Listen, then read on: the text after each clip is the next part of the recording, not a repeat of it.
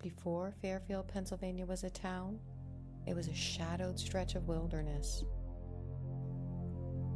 In the mid-1700s, it stood on the edge of civilization and on the edge of danger. It was here, in 1758, that one of the region's earliest and most chilling crimes took place. This is the true story of Richard and Catherine Bard. And this is A Veil of Crime. The Bard family settled near South Mountain. The land was fertile but remote. Their cabin, mill, and livestock were surrounded by dense forests, woods filled with deer, black bear, and secrets. The French and Indian War raged just beyond the horizon. Frontier life was survival. And for the Bards, peace never lasted long. Richard Bard had tasted captivity before. He had once been taken by native warriors, held prisoner, and escaped with his life. He bore the physical and emotional scars of that experience. So when he married Catherine, he swore to protect her at all costs. He built their home with thick timber, kept weapons nearby, and trained himself to remain alert. But no amount of preparation could stop what happened next. On a spring morning in 1758, their dogs barked furiously. Then, silence. Richard opened the door and gunshots cracked through the trees. Raiders surged out of the forest. A servant outside was killed immediately. Richard fought back with a musket and a blade, but was overwhelmed, struck, and left for dead. Inside, Catherine grabbed her child, but the cradle was overturned. The child's fate was never recorded.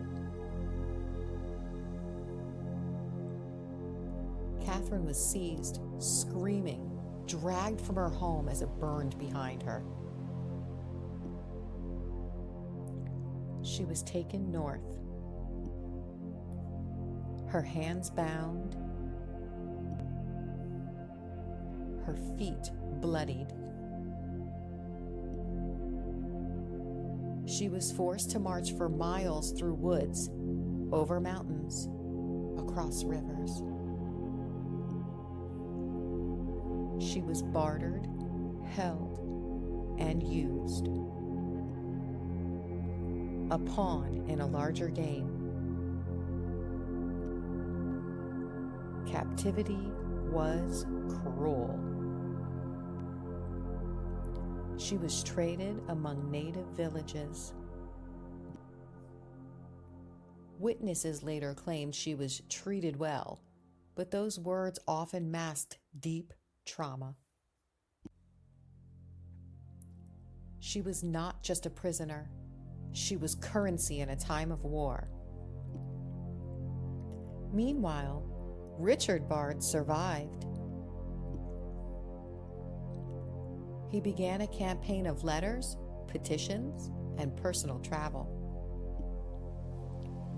He visited military camps, churches, governor's offices. He begged for help, demanded action, and never stopped searching. 2 years passed. 2 years of silence. But then, in 1760, Through a negotiation effort between colonial agents and native leaders, Catherine Bard was released. She returned not the same, but not broken. Her face was older, her hair gray, but she was home. Richard met her in what was said to be an emotional, near-silent reunion. Together, they began again. The land where their home once stood is now just another piece of farmland in Pennsylvania. There are no signs, no plaques, no preserved cabin. But the story endures in journals, letters, and whispered memories. This is not just the story of a raid. It's the story of survival, love, and a land shaped by conflict. Thank you for watching A Veil of Crime.